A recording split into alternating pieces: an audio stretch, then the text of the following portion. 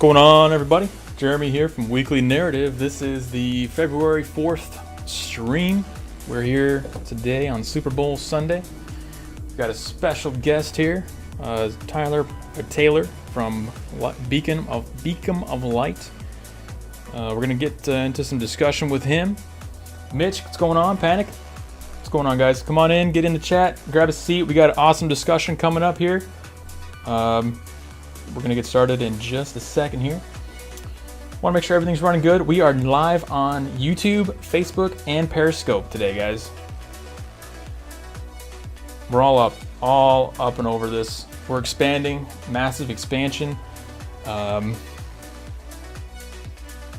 Beacom of Light. That is not a typo, guys, and he will explain it to you in just a minute, okay?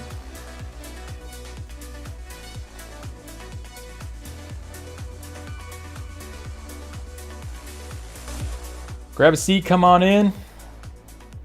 Let's get right into it, and let's bring on my guest for the day, Taylor Beacom. Taylor, you there, buddy? I am. How's it going, man? Yeah. Welcome to the stream. We got a few questions already about the name. People think it's a typo. No, it is Beacom not. of Light. Could you explain that? That's your last name, right? It is. It's a play on words. My last name is Beacom, and essentially just a play on beacon of light with one slight difference, the N as in Nancy being M as in Mary. It's very exciting stuff. I'm glad we could start the show by talking about slight spelling differences in my name, but yeah, that's that it. out of the way. No worries, man. All right, so you are from New York, is that correct? You're based out of New York? I am. Judging by the hat. I am in the liberal center of the East Coast out here. That's awesome. So you're over there holding it down on the East Coast, and we're over here on the West Coast. I mean, I don't know. I think the West Coast ones are a little more crazy, but those New Yorkers are pretty wild, man. Yeah, you know, I think there's some age differences, believe it or not. I think that I think some of the New Yorkers are older, at least the ones that go to the Women's March and so on. There aren't, and I haven't seen as many Antifa crazy types out here as I have in the videos of, Berkeley and what you covered. I think it's more college based out here on the West Coast. You got all these UC kids and all that. They're all college kids who are just freshly indoctrinated. They're excited and ready to spread the gospel of communism, so they get out there with their bandanas and their bike locks. Yeah, lots of Che Guevara t-shirts. So what inspired you to get started doing these videos and getting political? So last year in January, I went to hear Gavin McInnes speak at NYU. And what led me to go to see him speak was obviously his YouTube videos, which were interesting to say the least. And I'd heard there was going to be some ruckus and that people were highly opposed to this guy. And I didn't know too much about him at that point. So I went down there and decided to bring my GoPro. I'd just gotten a GoPro. So I went down there, and it turns out that many people were very, very disappointed that he was going to speak there. And they were calling him racist and homophobic and every buzzword you can think of. And I knew that he would make jokes and, use satire and politically incorrect language. Mm-hmm. But I really saw no reason in my tiny bit of researching him to be this upset or that upset, or upset at all, really. But I went down there, and he happened to be pepper sprayed, and there was a big commotion. And sorry, I dropped my headphones. There were quite a few there, and many people got arrested, and it was quite tumultuous. And obviously, this was right after Trump was elected as well. This was in January of 2017. And then I'd heard about the Women's March coming up, and then there was a Not My President's Day march, and there were all sorts of protests on and on and on. So, but I really need to get out there and try and talk to people and expose some of this lunacy that's coming out. Yeah. So were you interested in Gavin's policies at all? Or were you just kind of going out there for more of like the ruckus to get record the event and see what was going to happen, see if something was going to go down? Yeah, I mean, there were, of course, certain things I agree with Gavin on and certain things I don't. But more importantly, I thought some of his comedy was funny. I'm a big fan of people like George Carlin and just in general politically incorrect humor. And I think Right. he does a pretty good job with that most of the time. So I wanted first and foremost, I wanted to go listen to what he had to say, and see sort of how the leftist college kids would react to him. Hmm. Um, yeah, so but I did also hear that there were many people who were disappointed and that were going to go protest. So I figured I'd go down there and see what all the fuss was about.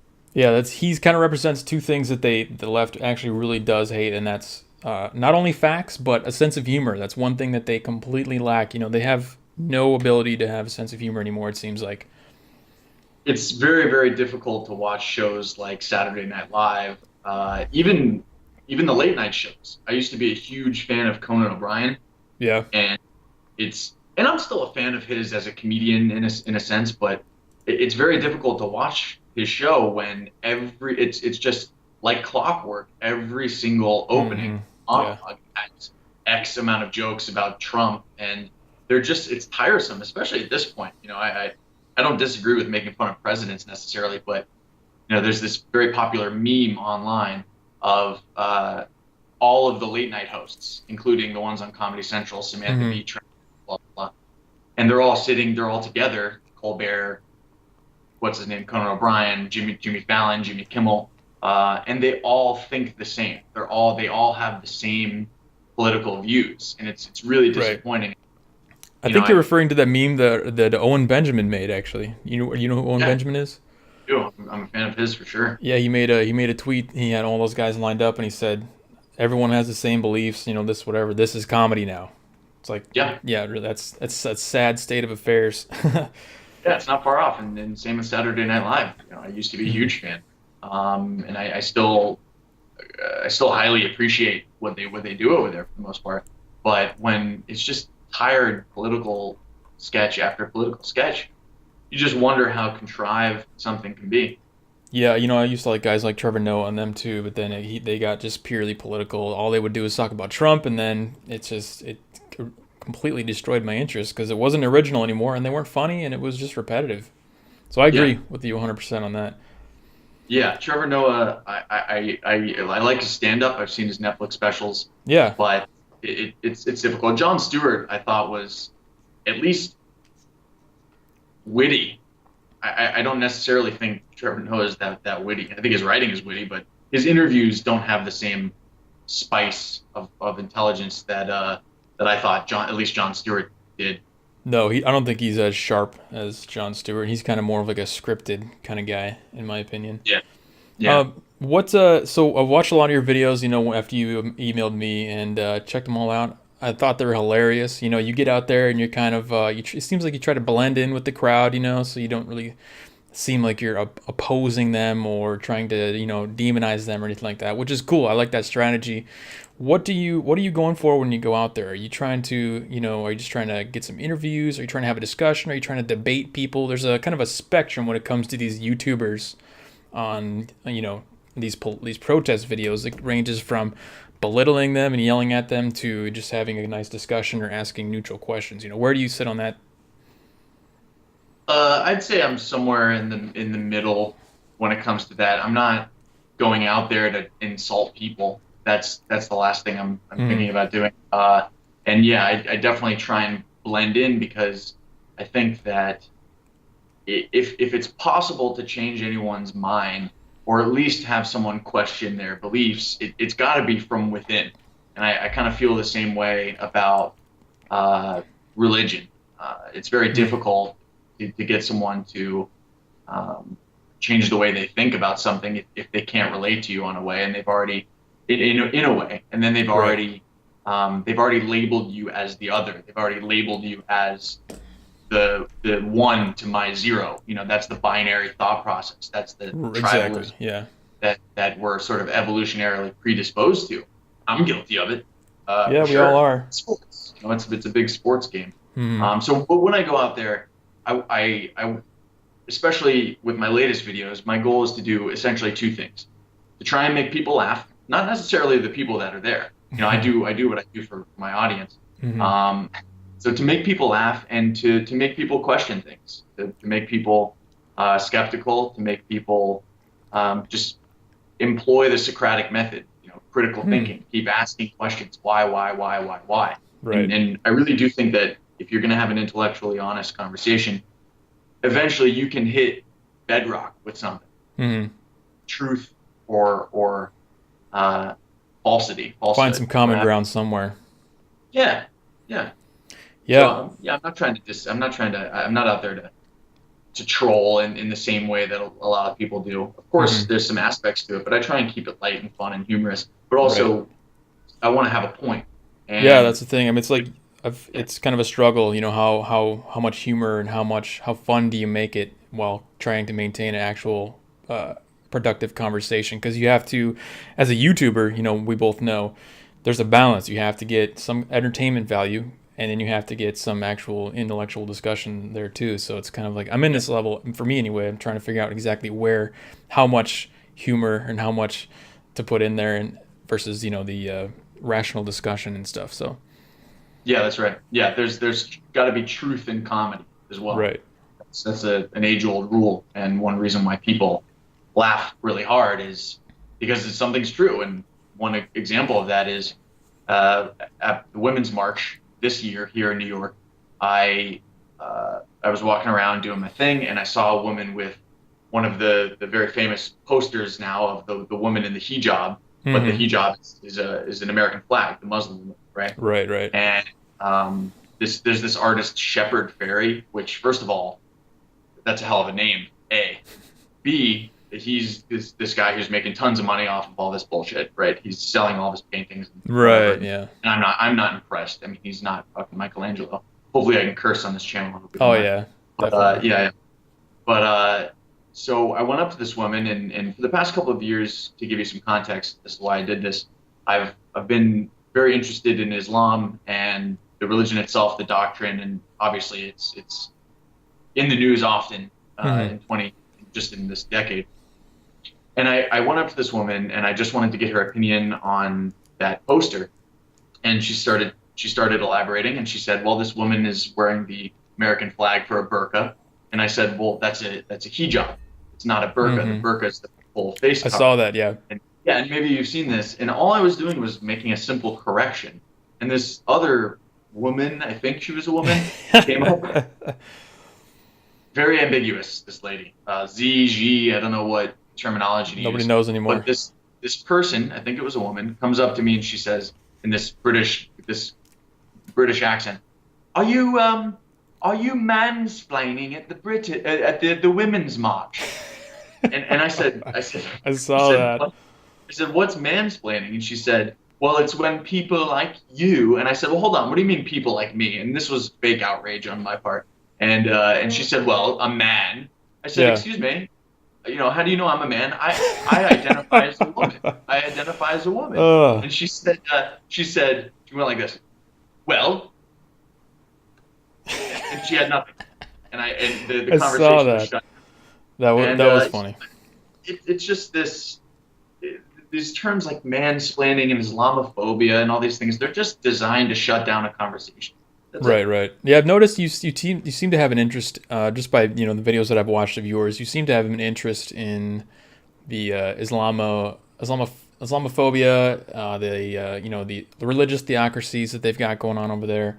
You mentioned you Yeah. know some people over there, and I think one of the things that people are most misinformed on today, or at least uninformed on, is the burqa and the actual state of women's rights in the Islamic world and in those religious states where, like you said, they just got the right to drive if they get permission from a man, or whatever it is, they get beaten if they get raped. Their testimony is worth half that of a man's, etc., etc.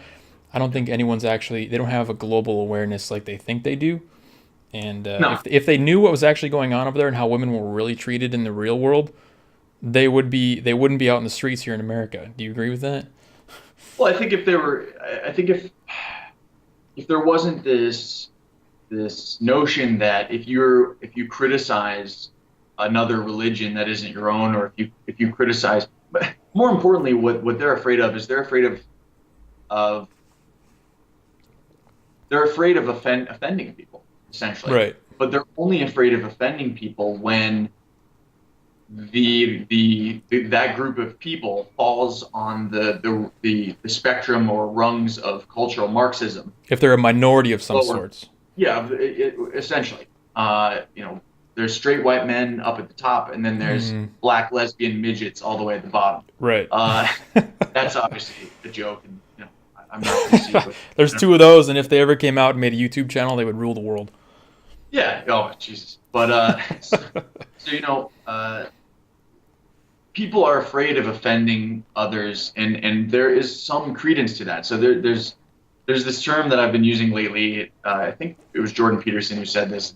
It's very simple. It's some people are wrong for the right reasons. So right. A lot of this being afraid to offend comes from an earnest place. It's just right. completely misaligned and so like as far as Islam goes, there's also something called the soft bigotry of low expectations, which I'm sure you've heard of, which is when you hold people to a different standard than you, because essentially you're afraid to offend them. And what you're doing there is you're essentially being bigoted in a sort of, I don't want to say unconscious, but like, subconscious way where you're right. holding people to a different standard of life. And that's not necessarily something we should be doing.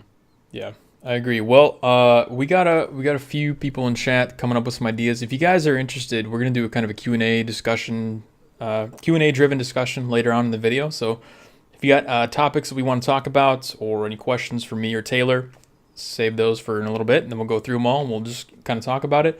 I've got a short clip out of one of your videos that I pulled off of YouTube, and just kind of give an idea for people that maybe haven't seen your videos. We're going to go ahead and play like maybe a minute or two of one of my favorite videos from yours. So sweet.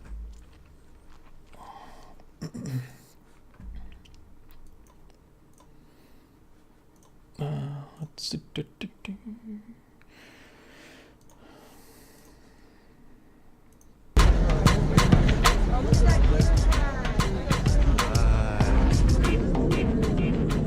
Yeah, buddy. Hey, man. What do you think about TPP, huh? Yeah, me too. Ah, there we go. Okay. Yeah, here we go.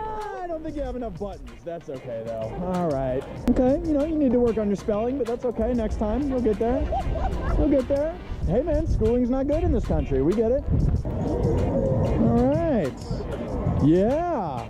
Yeah. Cool. Yes. Yes. Yeah. Yeah. Yeah. Yeah. Yeah. I think many of us are wrong for the right reasons. This is the clip the he was hijab is a talking symbol about. of oppression in 13 Islamic theocracies, and women are beaten and tortured for not wearing those in many countries, and yet here we are acting as though it's a symbol of modesty. Well, people that have the choice to wear hijabs are not oppressed. There are people who don't have the choice, and that's why you see women in Iran revolting right now. So I definitely recommend looking that up if you care about women's oppression and theocratic patriarchy. Have a great day, okay? Take care. Thank you so much.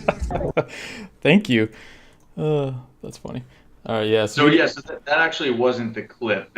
That's another woman with the sign. They all had that sign though. There's like 20 million of those hijab signs out there, right? Signs. And that lady was actually nice enough to at least acknowledge some information she didn't previously have.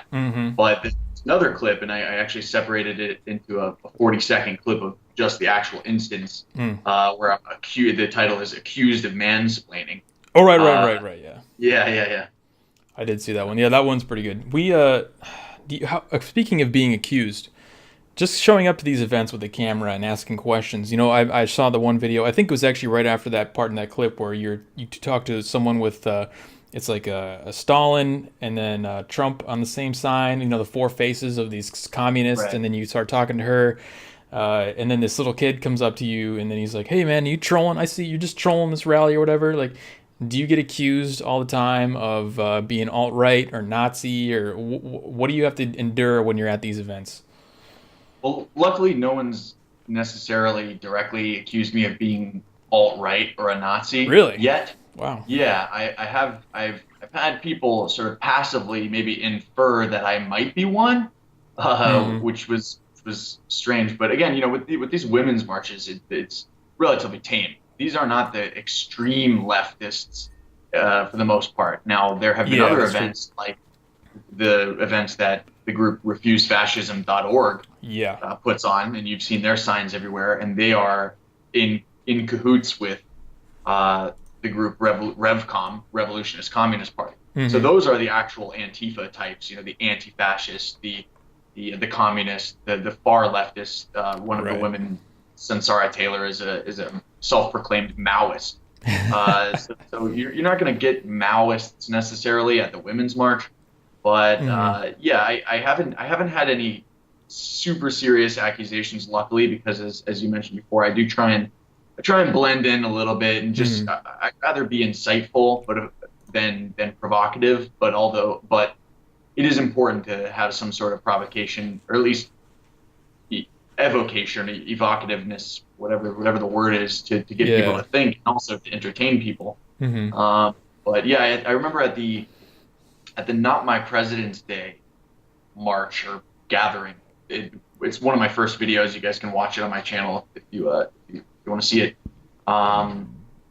There were a group of some of the same masked kids that were at the Gavin McInnes event not too far before that, and they were standing around very close to me while I was interviewing someone. And the interview I was in at the time happened to be pretty serious, a little more heated.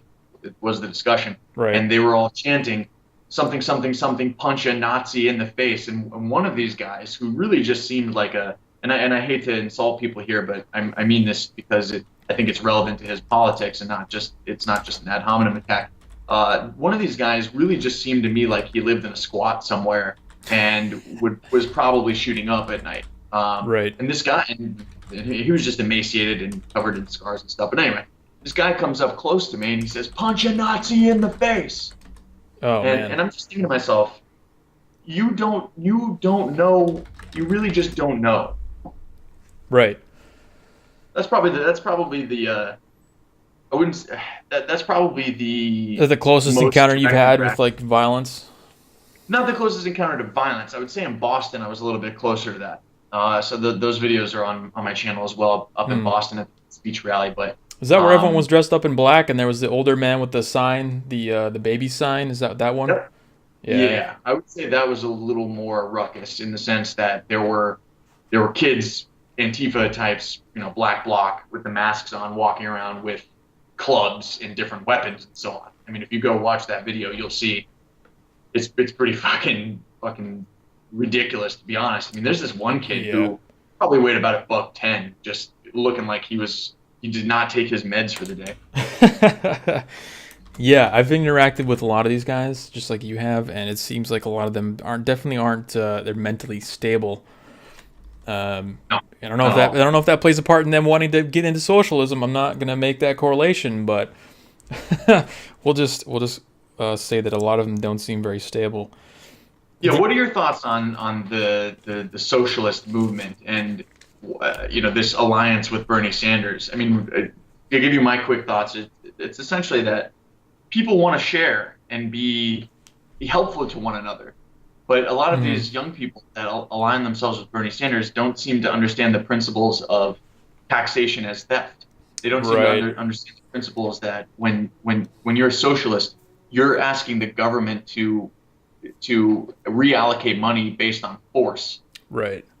Yeah, they hear the word redistribution of wealth, and Bernie Sanders, all he ever talks about is the top 3 people. This was the narrative after the State of the Union address was, the top 3 Americans, they made $60 billion or whatever more this year, and then the working class had an average wage increase of 4 cents. So it's like, first of all, the premise is incorrect because it's not a zero-sum game.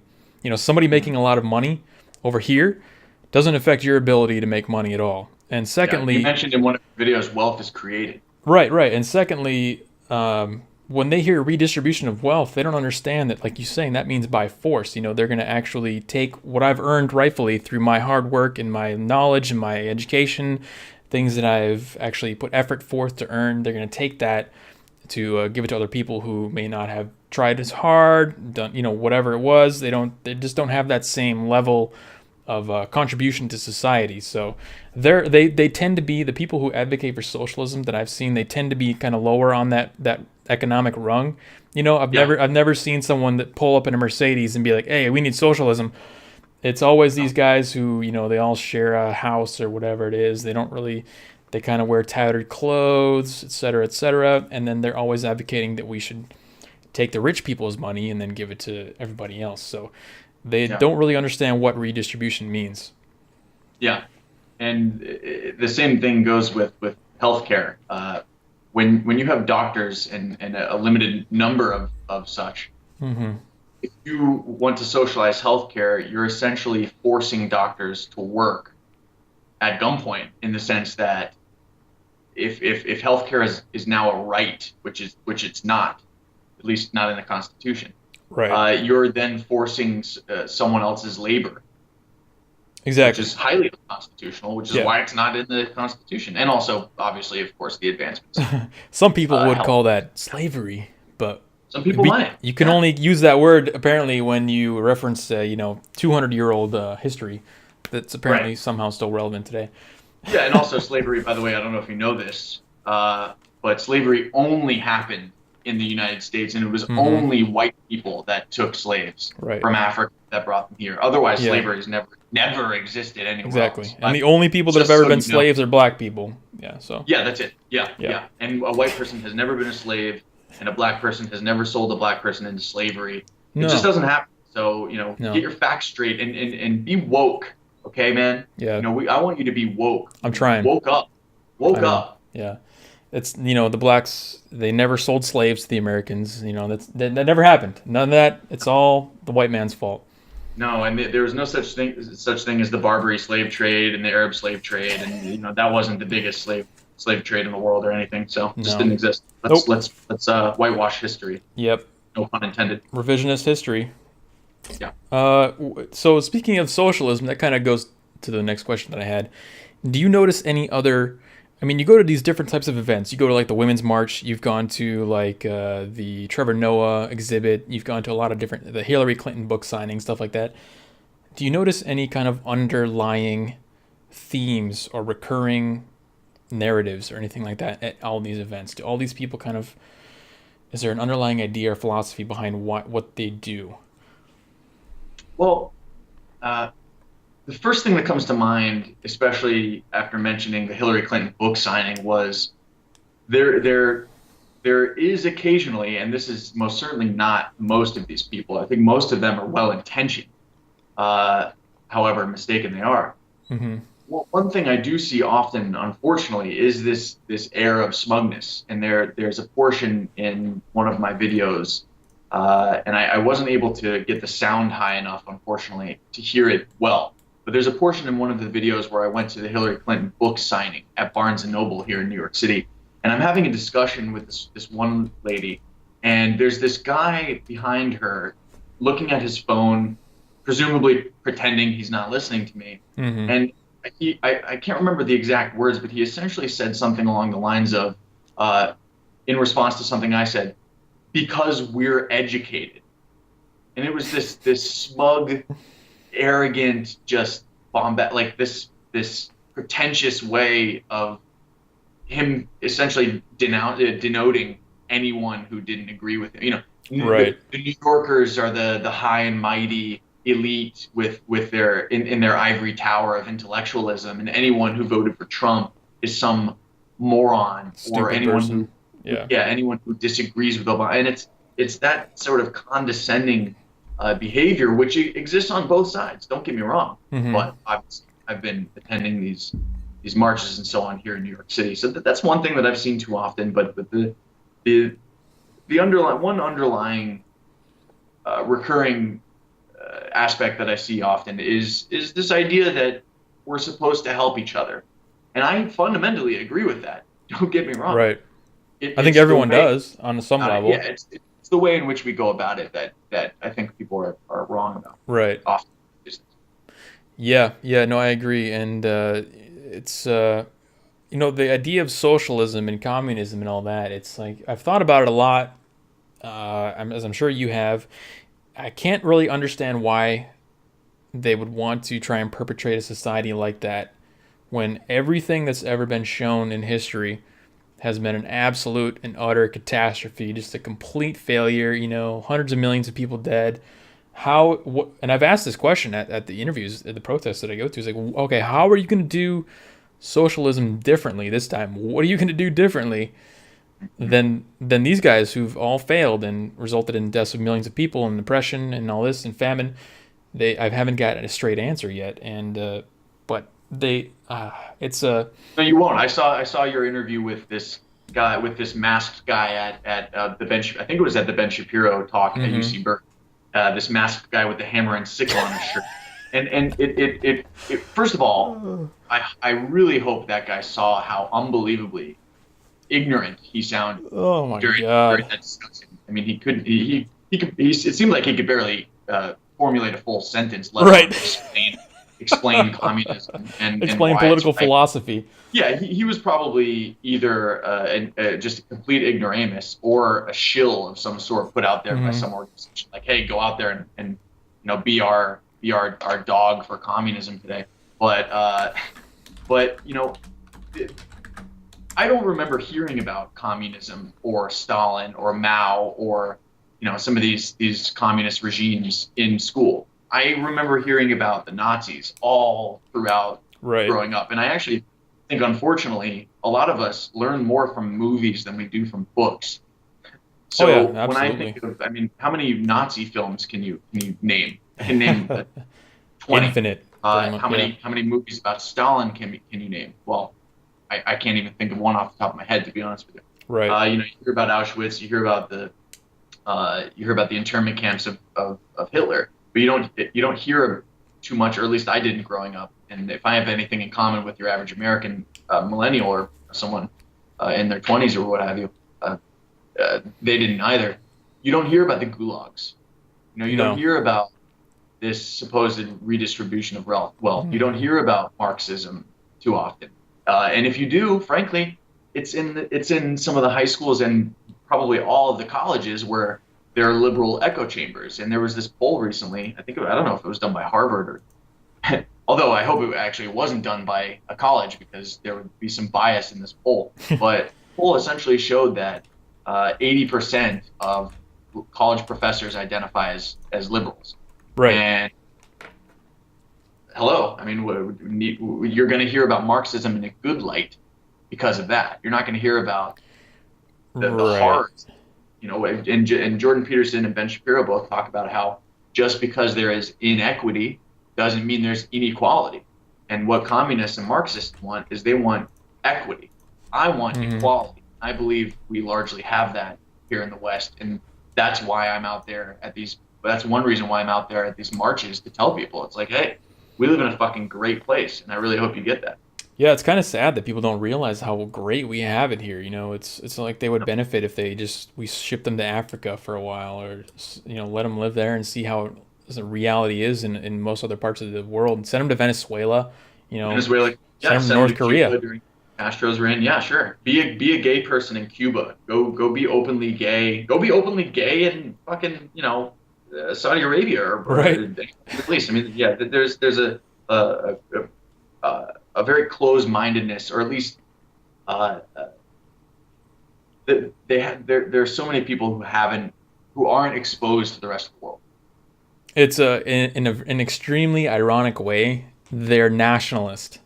They're nationalist in their mindset because they don't have the global perspective. They don't understand that communism and socialism are in place right now in places in the world, and they're failing miserably. Look at North Korea, Venezuela, whatever. Look at the Middle East for women's rights. There's places where there's actual problems going on, and they either refuse to acknowledge it or they ignore it for some kind of bigger picture. And I haven't really figured that one out yet. It's hard for me to believe that people are that ignorant of the state of the world. But when all you watch is CNN, then I can understand. Yeah. Well, I also think a lot of people don't realize that we already live in a largely socialist government and country. Do people understand why you pay taxes? Do they understand that that is the backbone of socialism in a way? Well, I hope they learn that, because they keep advocating for socialism and they think that we live in a free market capitalist society. We don't. We tax businesses and corporations. There are limits to things as far as capitalism goes. And I think in some regard, that's a good thing. I'm not a complete anarchist. I don't think that a company like ExxonMobil or certain Kimberly Clark, for example, which makes like Scott tissue and all these things, I don't think they should be able to clear cut forests and spill their fucking oil everywhere. Mm-hmm. So I think in that right, we do need government. But I think what a lot of these people actually want, which I want as well, and I think we largely have in many ways, is sharing. When people think of communism, maybe they think of the commune. And you're in Sacramento, you're not too far from the Bay Area. During the 60s and even now, all over California, there are communes. People hang out, they share, they reciprocate. Right. But they don't need the fucking government to do that. And that's the common misconception. And the last thing I'll mention about this quickly is in one of my latest videos at the Women's March, these girls were talking about how Trump is trying to take away their right to abortion and their right to birth control. Mm-hmm. And I don't want to get into all of that necessarily, but I told them that conservatives and Republicans want to defund Planned Parenthood. Right. And they seem to think that they seem to conflate government defunding of Planned Parenthood. They seem to conflate that with the complete exculpation and just closure of Planned Parenthood. Right. So a lot of these people don't understand the difference between privately and publicly funded institutions, and I'm more. I don't want the government dealing with all of the caring and sharing, because it ends up not being sharing at that point. It ends up being unfair. What role do you think the media plays in people's general understanding of that? So, for example, the using your Planned Parenthood as an example, people think that means that they're trying to make these women scream, my body, my choice, like we're going to make abortions illegal, when in reality all we want to do is defund Planned Parenthood and stop taxpayer funding of abortions. They think that they're trying to make them illegal. Repeal Roe v. Wade. There are a lot of conservatives and Republicans that want to repeal Roe v. Wade. That's true. Which is the ruling to allow abortions. But I don't think. Well, when you ask them or when you talk to them, they're citing Donald Trump and his kind of like the defunding of Planned Parenthood and his general. They cite his general negativity towards abortion and pro-religion as a citation for their rage against my body, my choice, this and that. But what role do you think the media plays in perpetuating those ideas and the mindset of the average person? Well, if you watch Samantha Bee or 90% of female comedians that are prevalent today, huge. Absolutely huge as far as abortion goes. As far as just people's overall vitriol for the right and for anyone with a conservative policy, essentially, massive. I mean, 80%, if not 90 or upwards % of the media, the mainstream media, is liberal, of course. And when I say liberal, I don't mean classically liberal. Liberal has taken on a new definition. Liberalism, I consider myself to be a liberal. I don't consider most of these other people to be liberals, but anyway, absolutely huge. You have people constantly indoctrinating. You have the universities working in cahoots, and you have Hollywood working in cahoots with the mainstream media, and it's just a complete cyclical. Like they're putting people through this wash cycle of hey, you might want to call it brainwashing. You might want to call it this echo chamber of often nonsense, but it comes from a good place, and that's what's kind of scary about it. It's like I'd rather fight someone who's wrong for the wrong reasons than someone who's wrong for the right reasons. A lot of people aren't evil; they want to do well, but that's when it's really difficult to talk them out of something. They form that emotional connection, and I've made this relation a lot. It's liberalism and the left, the progressive left, the political movement has become a religious movement. It's the new religion. It's modern religion. It's no longer just a political movement. They believe this like a religion. They have their tenets like they would religion. They have their personal figures like they would. They have their Jesus. They have their scriptures. And if you deviate from those at all, you become an apostate. And like Islam, they don't treat their apostates well. Once you're outcast from that environment, and you don't agree with everything that they agree with, you're out, and they try to bury you. You know what I mean? Mm-hmm. Yeah, absolutely. It's tribalism. Yeah, exactly. Absolutely. It's kind of scary, but what can we do? Do you think guys like me and you are making an impact? What can we do to try and reverse this? I mean, is it the key just try to make people think, to kind of break that bubble that they're in, or what do we got to do? Absolutely. I think it's important to present the classical form of debate as much as possible, and conversation and critical thinking and the Socratic method and dialogue and dissent and all of these beautiful things that the Greek philosophers talk about, and a lot of these things have been flushed down the toilet at a lot of the universities, and I think that's largely due to the overwhelming popularity for liberal arts degrees. And of course, there's not necessarily inherently anything wrong with that, except for the fact that you end up not getting the full spectrum, the full gamut of the full array of ideas, and how to have a conversation, and how to combat certain ideas, and how to have a civil discussion without allowing your emotions to envelop your sanity or your ability to logically discuss the topic. Right. Yeah. So having a conversation like we're doing now, and getting our voices out there are hugely important. I think people like Jordan Peterson and Ben Shapiro and Dave Rubin. I mean, there's so many conduits online. Joe Rogan. All of these people are really doing a good. Someone just called you a cuck, by the way. I just figured I'd point that out. Yeah. Wait, are you Frank? No, I'm Jeremy. Oh no. I don't know. Yeah, I was just trying to figure out. I was scrolling up in chat. I was like, "Who is Frank? Why are we talking about a Frank right now?" My chat gets a little distracted sometimes. But okay, right. To what you were saying, it's interesting because the liberal arts degree thing. That's kind of a double-edged sword, because first of all, you get indoctrinated into the socialist philosophies and whatnot, and you're being told that socialism is a good thing, capitalism is bad. I think it's mostly capitalism is bad as opposed to why socialism is good. But anyway, when you get out of college, not only are you unable to find a job because you have that stupid liberal arts degree that doesn't, you can be like a manager at Starbucks or something, and so you're in this financial position where you're already angry. You're already upset.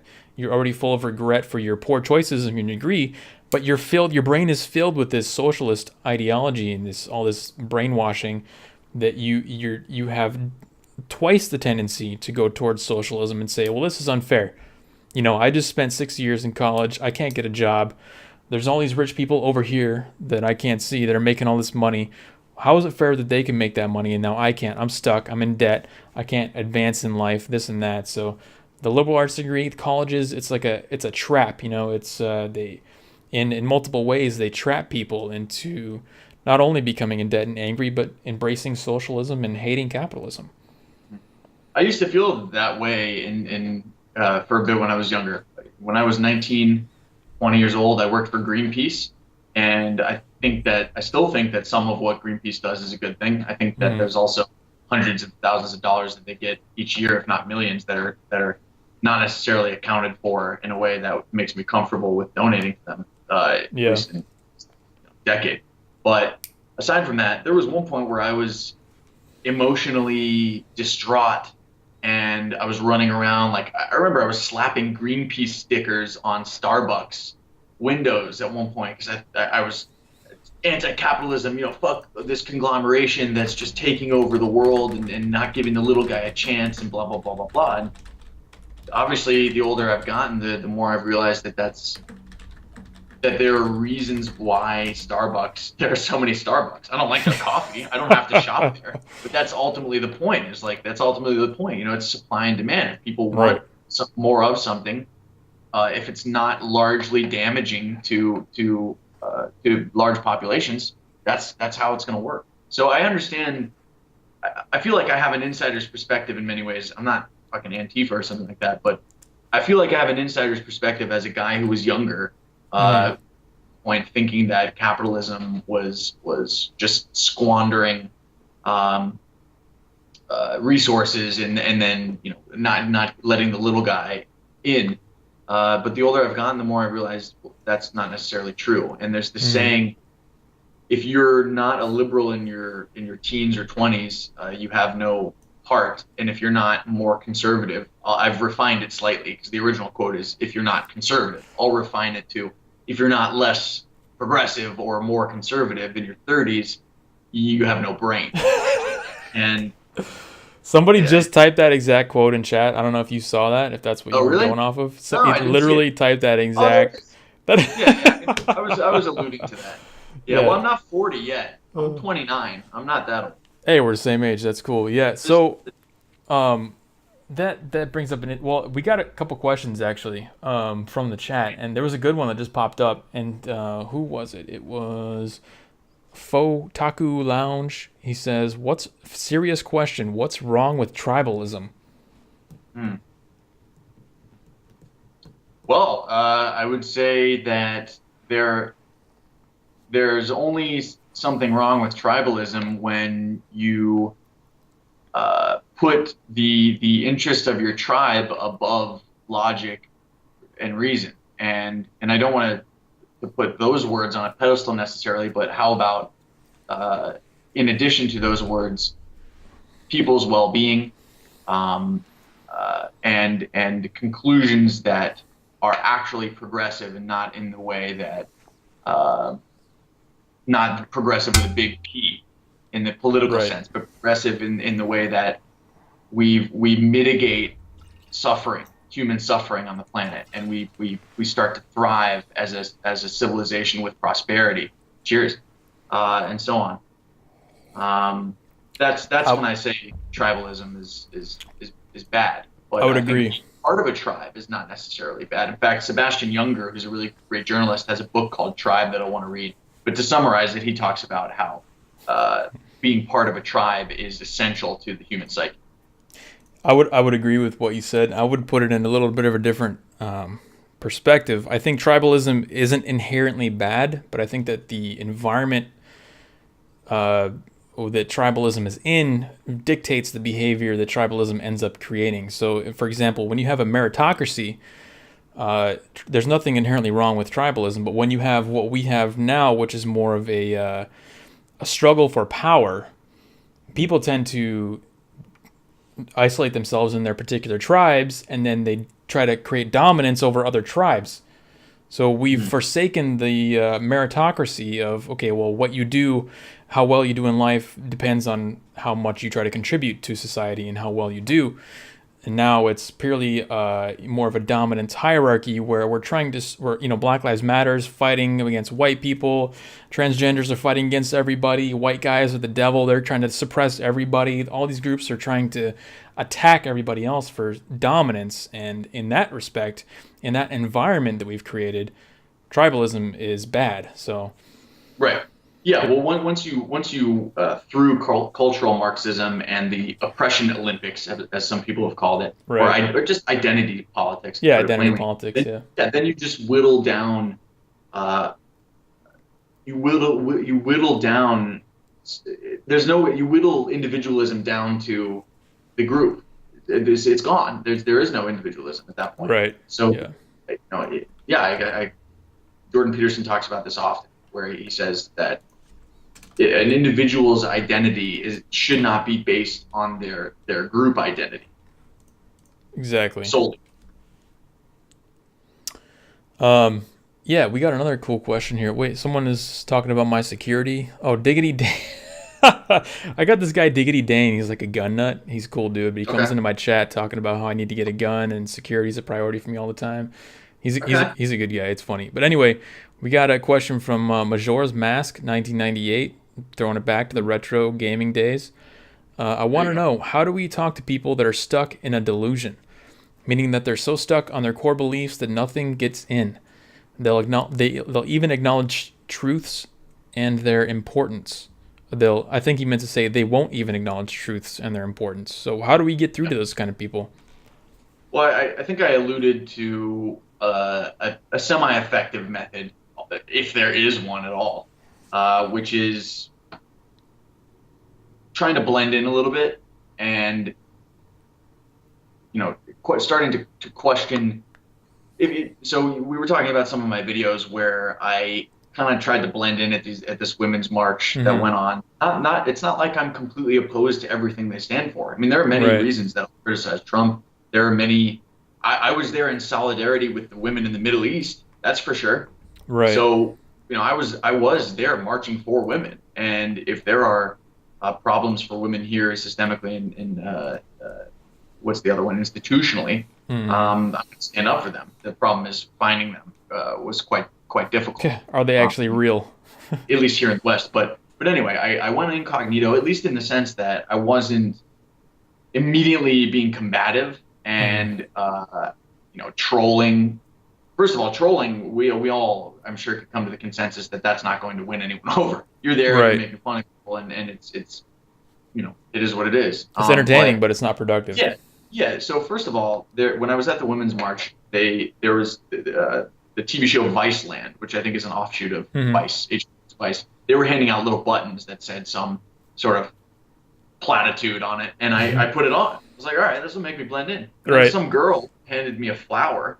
I was like, all right, put it in my ear, babe.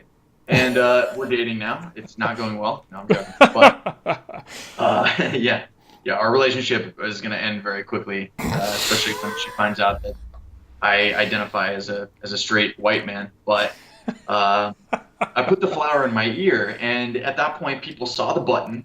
They saw the flower, and they thought I was one of them, so they were more willing to engage in a conversation. Right. And it really is. It just reminded me of like Jane Goodall in the woods or in the jungle trying to get a gorilla. Jane Goodall, the gorilla expert, monkey expert, not monkeys but gorillas, and just trying to like say, hi, I'm one of you. Come talk to me. And then finally, when you get these people in there to talk to you, it depending on how you word things, there can be a little bit of. You have to be very careful with your words. Yeah, you have to be very careful with your words. Now, do I think that there is a way to change someone's mind completely in one conversation? Definitely not. And when you're at something like the Women's March, where there is literally a tribe of people wearing their pussy hats, their pink hats, and they're all, it's like going to a Yankees game, or I should say more like a Red Sox game, because those fans are a little more vicious, I think.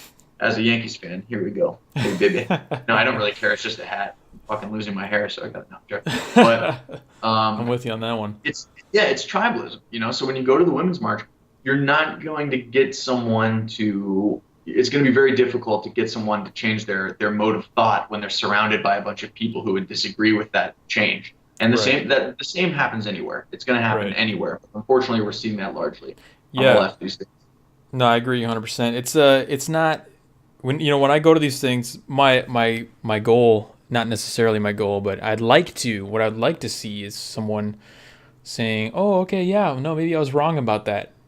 And it hasn't happened once really yet, but I think what we do anyway in person and then just by making these videos and when people watch these videos is that we're planting seeds, It's like when I used to be super religious, and there wasn't one certain point in time where I just kind of flipped over and I was just like, okay, well, I don't really believe in Christianity anymore. It was a series of seeds that were planted, and it's religion, it's one of the most hard things that you can overcome mentally anyway, as far as being indoctrinated and whatnot.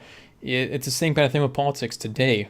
I think when you go out, you don't go out with the goal, to answer the question of how do you change someone's mind or how do you talk to these people. Don't go out and with the goal of trying to change their mind on the spot, because like Taylor said, it's not going to happen. You're not going to change these guys' mind on the spot. But what you have to do is, if you ask the right questions, or if you first of all, you have to also realize that facts are not persuasive. These people don't operate on in a world where facts are persuasive. So you have to, like you're doing, Taylor, you have to go in there. Trying to blend in is just a form of empathy. You're relating to these people. You have to put yourself on their level mentally. You have to kind of put yourself in their shoes, put yourself in their perspective. And once they see that you're able to do that, then you can kind of plant those seeds like, oh, hey, well, do you think maybe the 75% single parenthood rate in the black families is an issue or something like that?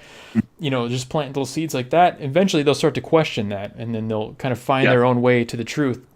If that's what they're meant to do. I don't think necessarily everyone can see the truth, but planting those seeds is, I think, the key to talking to these people who are entrenched in their ideas, if that kind of answers the question. So. I agree. Now, I wish that in order to fast track getting through to some of these people, I was not a straight white guy, because unfortunately, they'd probably listen a bit more if I was a minority or historically, someone who is historically disenfranchised and oppressed. But you have more status as one of those. Unfortunately, yeah. And, well, there's some truth to that in some ways, but forget about that for now. In one of my videos at the last Women's March, I did fib a little bit. So you'd mentioned that you saw my video where this one woman person, whoever she was holding up that sign with, I think it was Mao, or I think it was Stalin. No, in fact, Mao and, I can't remember. It was a bunch of, fascist communists, authoritarian, totalitarian. Right. It was Mao and not Hitler and Trump. And I fibbed a little bit to try and see if I could get a reaction. About your grandparents or whatever? Yeah, because I don't have Russian. I have German blood, but I don't have Russian blood. I said to her, I have grandparents that are Russian and grandparents on my other side that are German, and they both have told me that Trump is not like Stalin or Hitler. So why would what would you say to them? And of course, I didn't get a reaction then. But I think that in a world where anecdotal research is more important than facts and statistics, at least to some of these people that are more on the left, if you look for examples within your own life to bring as an example of why they're wrong, that might be a semi-effective way to combat it. So, for example, if you take someone who's an idol of mine, this woman, Ayaan Hirsi Ali, maybe you've heard of her. She is from Somalia, but she escaped an arranged marriage when she was 19 or something like that. She was Muslim at one point. She underwent female genital mutilation at the age of 5. She escaped all that shit. She moved to Holland and got a master's degree and learned 5 languages. And she started to work for the parliament in Holland, and now she's on the Harvard Kennedy Center. I mean, just a fascinating woman. Right. So a real feminist, and she's out there advocating against the dangers of Islam against women. She will get brownie points if she goes to the Women's March, because she is an African woman, and she can tell you, I underwent female genital mutilation. I was forced into a marriage, so on and so forth. One of her filmmaking partners, Theo Van Gogh, the great-great-grandson of Vincent, was stabbed to death by a Muslim in Holland in the early 2000s, with a note that said, "Ayaan, you're next," because they made a movie called Submission, which is what Islam translates to in English. The actual word Islam in Arabic translates to submission in English. Anyway, these are people that need to speak out. Muslims need to speak out. There's a video on my channel of a Muslim girl talking about how she likes Ben Shapiro and how there isn't this tyranny and fascism in this country like so many of these people are out there screaming that there is. And that video did relatively well on my channel because a lot of people saw that and they thought, there's hope. There are Muslims that understand that the West is the best, that the West is not the 13 Islam countries governed by Islam. So while it might not be easy for me and you to do it firsthand, it's important for us to showcase these people that can change these ideas from within.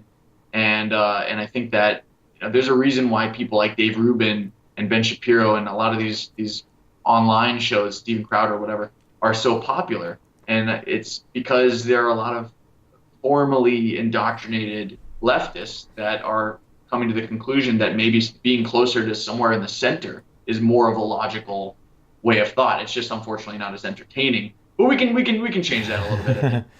Yeah, I would agree. It's I'm trying, is that a millennial thing? Like, is it this particular generation of kids that are coming up? We've heard that this next generation coming up, that people who are like 15, 16, 14 right now, they're going to be the most conservative generation in a long time. And my guess on that, and the reason behind that, is because their parents are these social justice warriors. So when you're a kid, you pretty much reject everything that your parents kind of stand for, right? You kind of rebel against what you've been taught and told by your parents.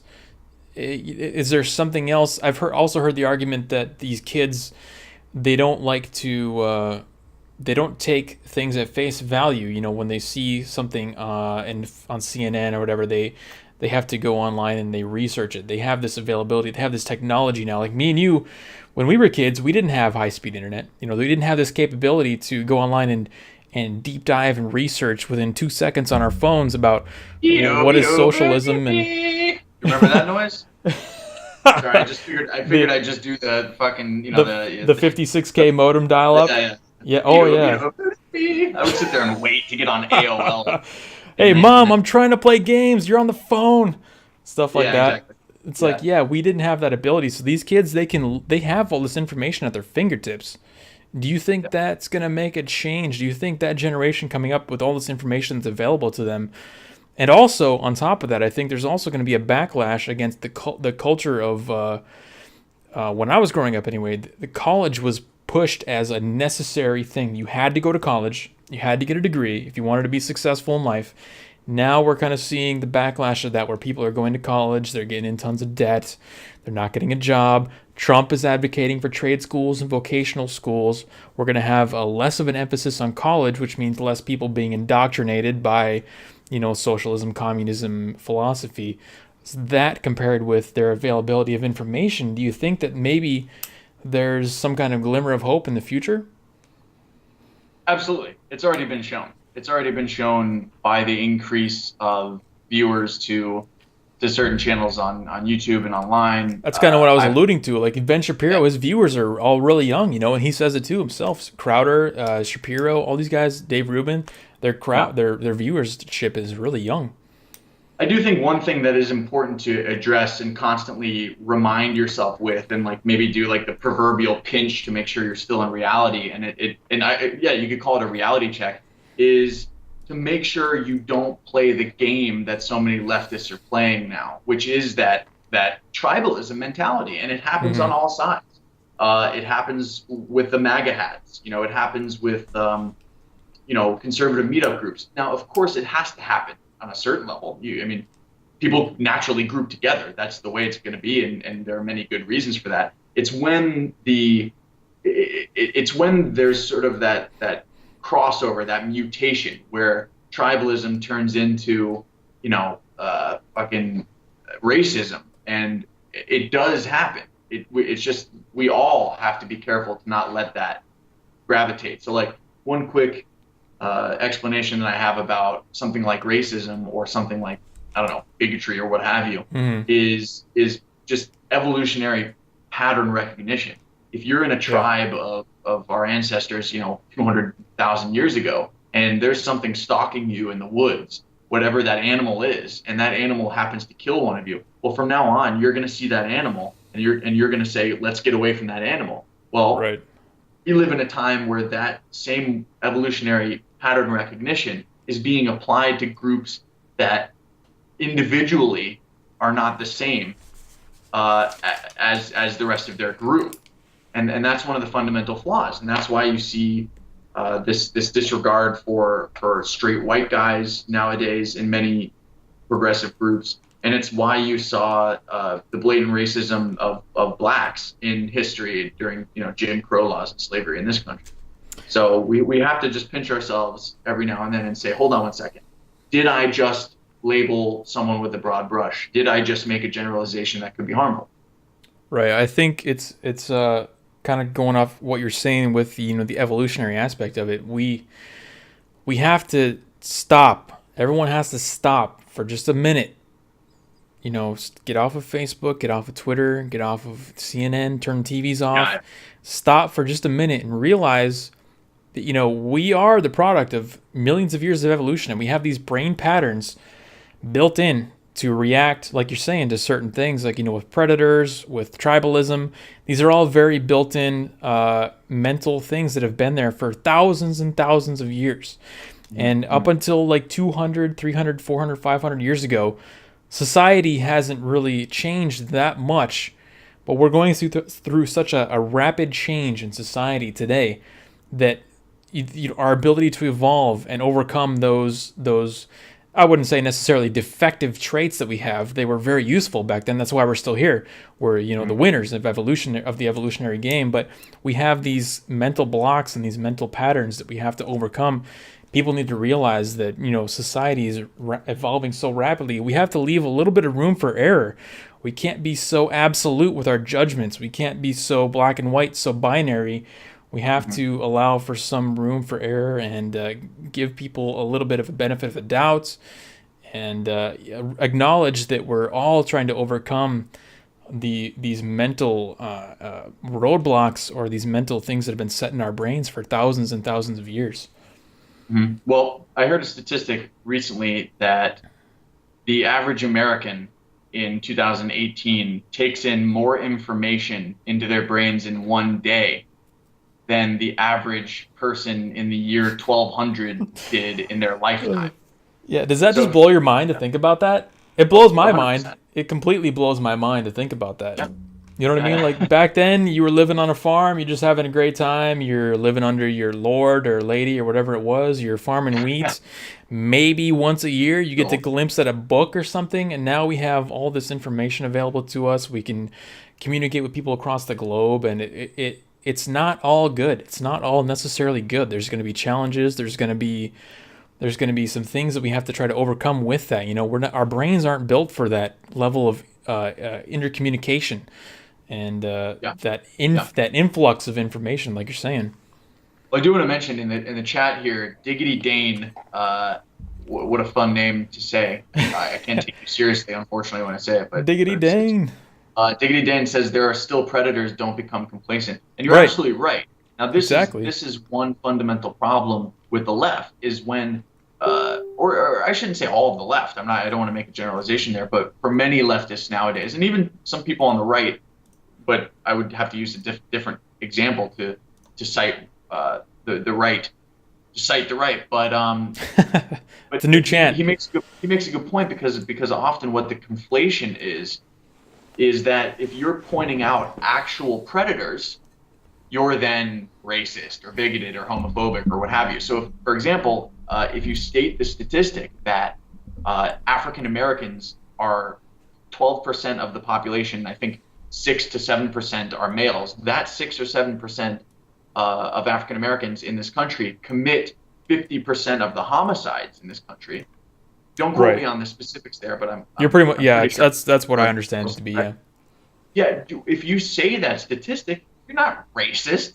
I mean, you might be, aside from that. Yeah. But if you're simply stating that's not a racist statistic. It's racial. There are differences there's a difference between racism and pattern recognition.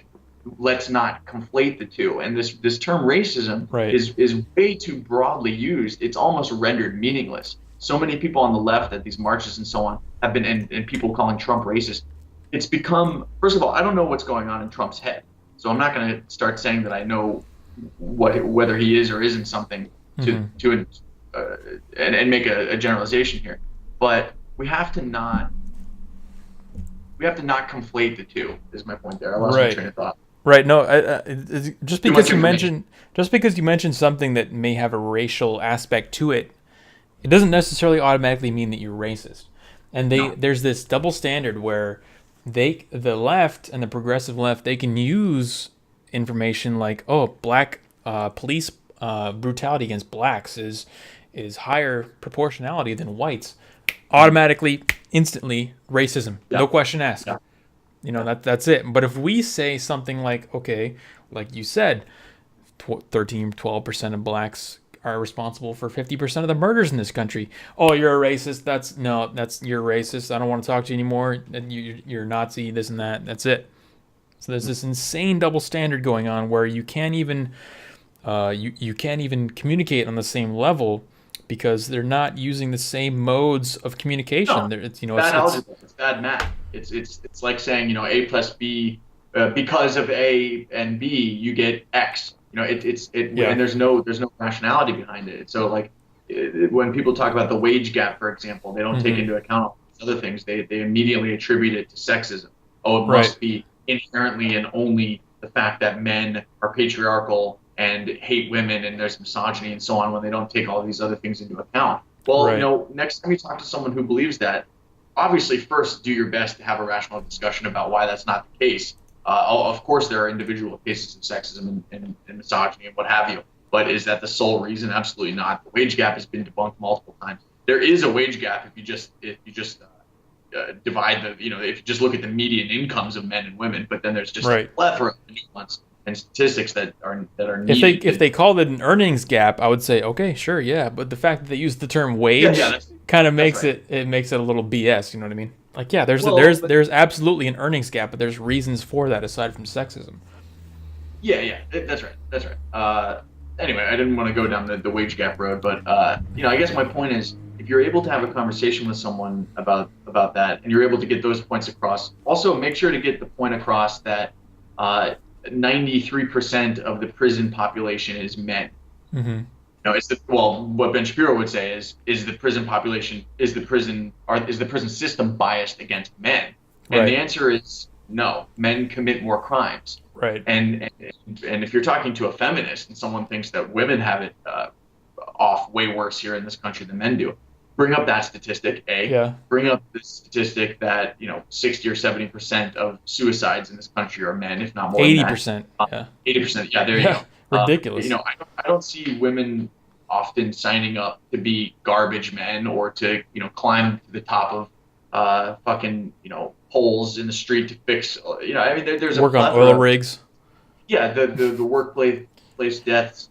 The workplace deaths are vastly in favor of women. I mean, it just goes on and on and on. So if you really think women are disparaged, there are percentages that are vastly higher than the quote unquote wage gap that you would see. So if it was, I would believe them if they were actually if they didn't know what the actual numbers were, if they actually argued for men in those aspects where the percentages is so blown out of proportion, then maybe I would believe them. But the fact that they choose to either ignore those or straight up they just don't care about those, then it discredits their argument and it discredits their position.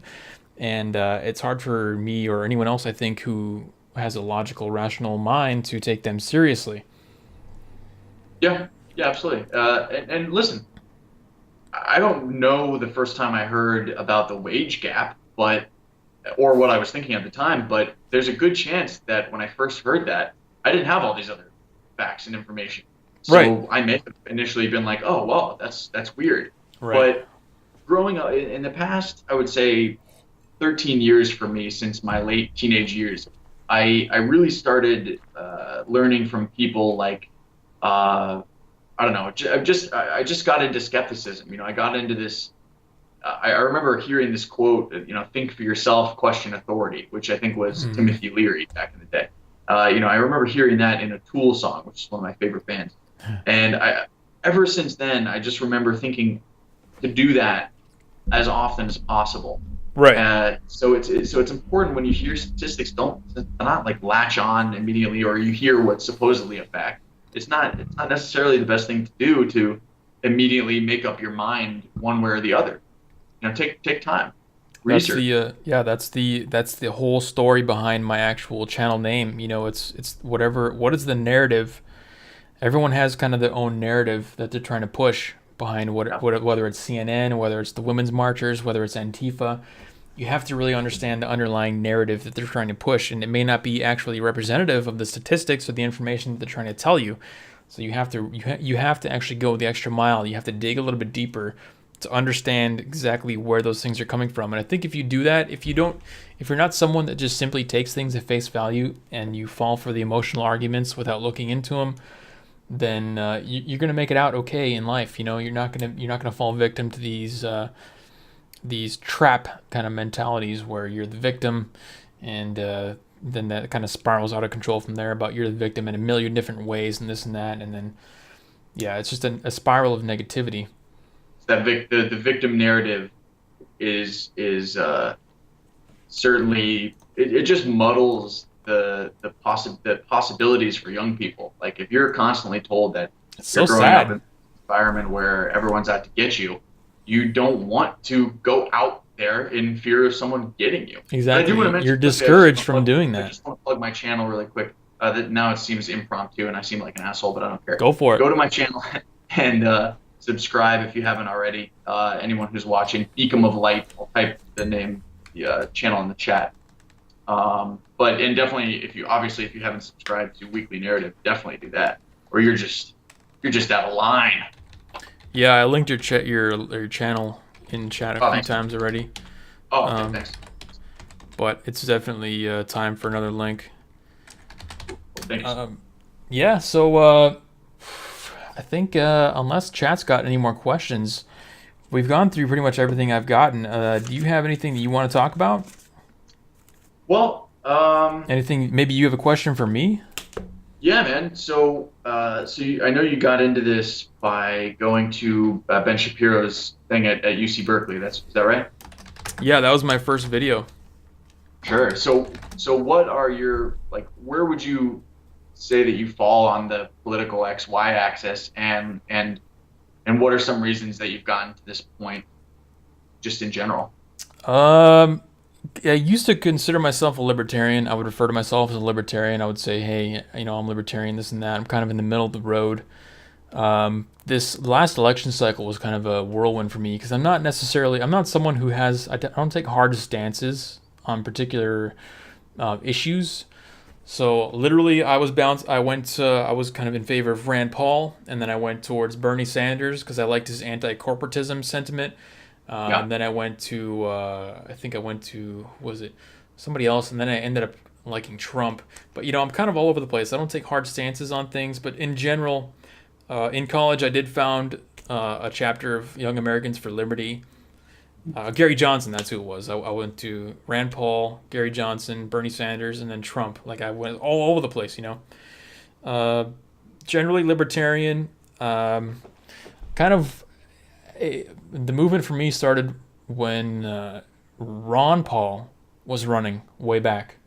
When Ron Paul was running for president, and he had a lot of these ideas that I'd never really heard before. You mean alt-right Nazi fascist Ron Paul? Right, the anti-Semitic Ron Paul who hates Jews and this and that. Yeah. So Ron Paul kind of really turned me on to politics and this idea of libertarianism, quote unquote, which has kind of become tainted today.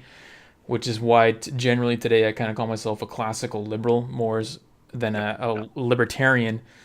We got to take the word back, liberal, for sure. Yeah, we have to take back liberal, and we're going to have to take back libertarian after a while, because now, I'm not sure if you're aware, but the chairman of the Libertarian Party, like Nick Sarwark, he's actually advocating for open borders and this and that, and I can't agree with those kind of things. Does he have anything to do with Reason magazine? I think he's been interviewed by them a few times, yeah. But I don't know if he has a direct contribution to it. But just the idea, the thing that really turned me on to the idea of classical liberalism and libertarianism is maximum personal responsibility and maximum personal freedom. Those are the two tenets that really I kind of vibrate with. I would say a lot of that's due to my upbringing, my parenting, kind of. My parents, I have two parents. They were never divorced. They were really good parents. They brought me up under a very disciplined lifestyle where I learned to take responsibility for my own actions, and I kind of just fell into that libertarian ideology, or classical liberal now, as it's referred to anyway.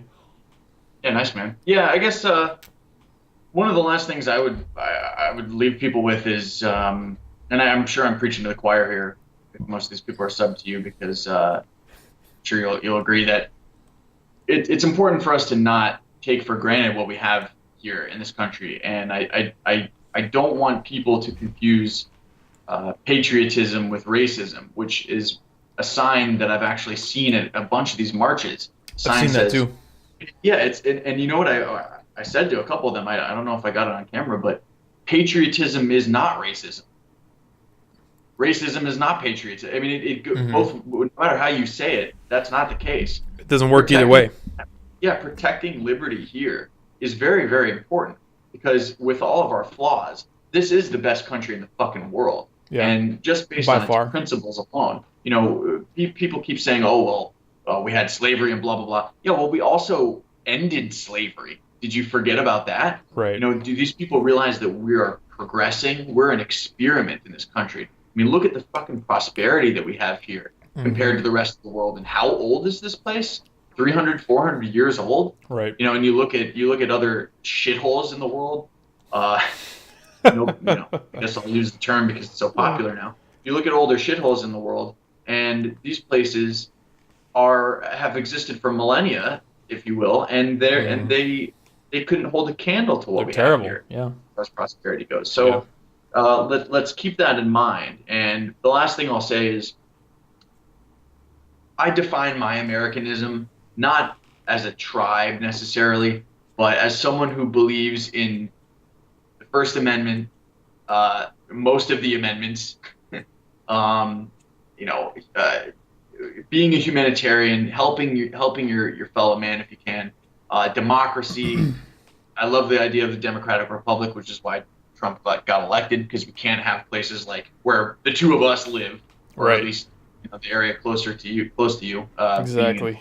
The area. We can't have these places taking over and deciding elections, because they're just fucking little echo chambers where people all agree with each other and don't have their ideas and opinions challenged. But anyway, I agree with democracy. I agree with free speech. I agree with human rights, equality, blah, blah, blah, blah, blah. And we have to preserve those things. And that's the underlying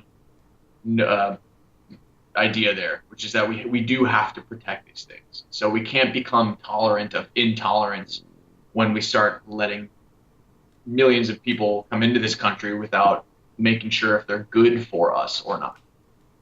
Well, that's awesome, dude. I think that is the perfect message to end this stream on. Go ahead and just plug your channel, Facebook, Twitter, whatever you got. Let them know where to find you. Yep, youtube.com/Beacom of Light. I'll spell it since I chose a poor name, but have to stick with it now. Beacom, M as in Mary, of Light. The link is in the chat here, and the name of the channel is in the description below. Beacom of Light on YouTube. My Twitter handle is @TaylorBeacom, Taylor Beacom. The Instagram is Beacom of Light. You know, I'm not a big social media guy. I really don't like it, but I know it's necessary to try and keep in touch with fans and so on. If you feel like donating, PayPal.me/Beacom of Light, Patreon.com/Beacom of Light. You know, but most importantly, just watching both of our videos and staying tuned, hitting that like button, comment, subscribe, all that good stuff. That's what I want the most. Of course, I want to turn this into making money and being able to afford better lighting and sound and all of these things, so I can continue videos and doing this full time. But the most important thing for me is that you guys, leave a like and subscribe and all that stuff.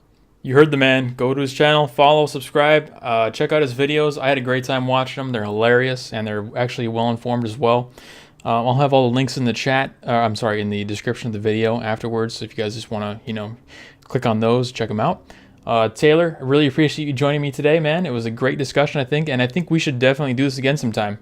Yeah, Jeremy, thank you so much for having me. I really appreciate it. We should definitely do it again. Awesome. All right, well, guys, like I said, links in the chat. Have a good week. I'll see you guys on Wednesday for the live stream then. Have a good one.